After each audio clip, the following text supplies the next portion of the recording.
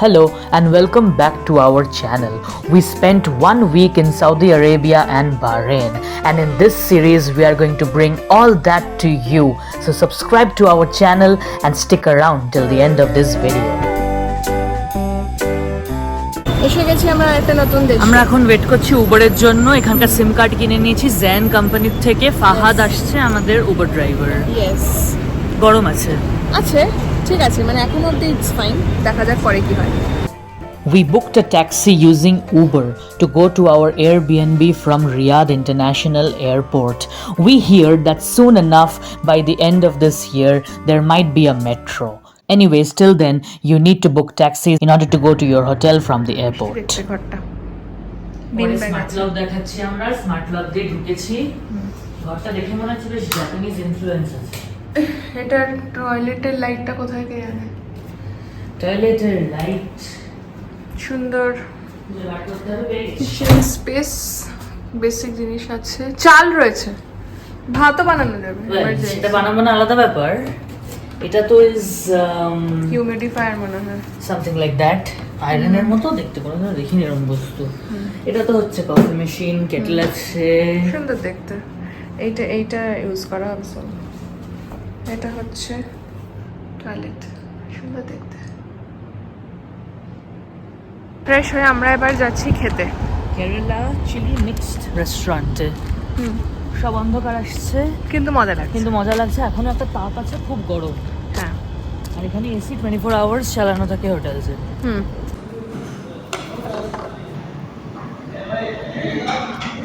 ভালো খাবার,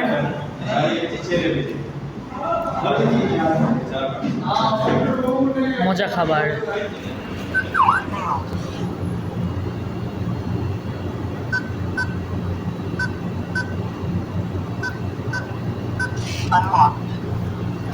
মজা।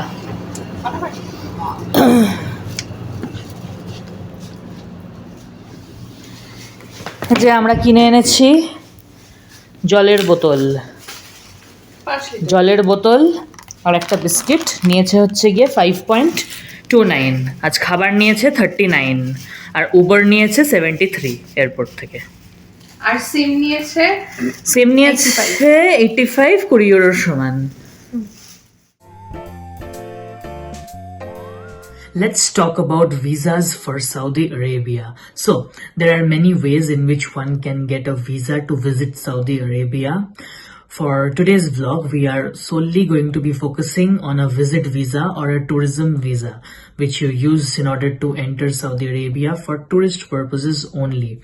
You cannot perform Umrah or Hajj or perform or go for any business activities using this tourist visa.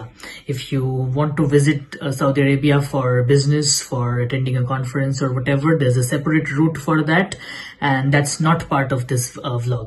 So let's talk about the tourist visa for Saudi Arabia. As we told before, Saudi Arabia is now open to everyone for tourism. The way in which you can get a tourist visa depends solely on your nationality and your country of residence.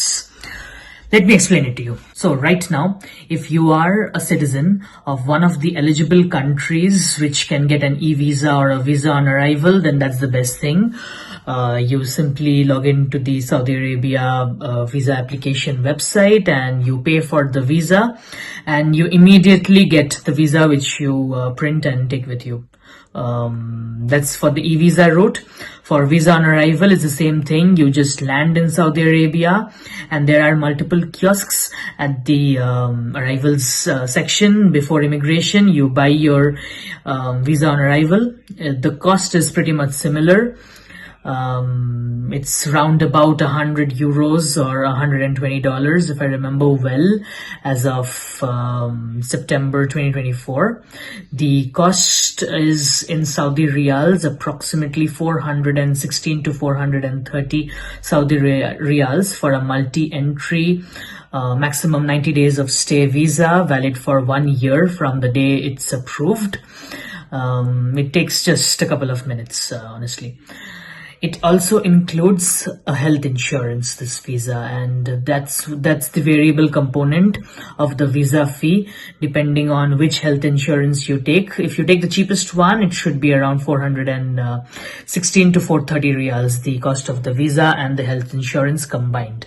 Together you pay for it during your application. So anyways, if you're one of the eligible countries, maximum of the Western country citizens, they are eligible for the visa on arrival or e-visa. The second clause is you can still get an e-visa or a visa on arrival for tourism in Saudi Arabia if you have either a US visa or a UK visa or a Schengen visa. These visas have to be for issued for tourism or for business purposes only. You cannot ask for a Saudi Arabia e-visa with a transit visa for France, for example. So it has to be a Schengen visa, a UK visa, or a US visa, which is issued for tourism or for business.